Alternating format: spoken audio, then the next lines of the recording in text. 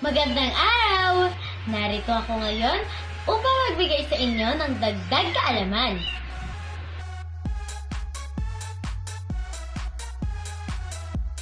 Alam niyo ba na ang nasyonalismo ay ang pagiging mabuting mamamayan ng mga tao sa bayan sinilangan o sa madaling salita ay ang pagmamahal sa bayan.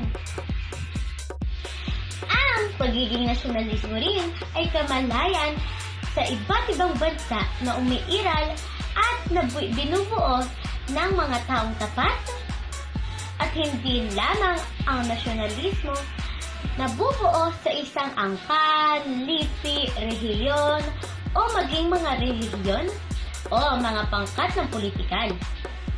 Ang nasyonalismo rin ay ang damdamin na ipapakita sa matinding pagmamahal at pagpapahalaga sa inang bayan.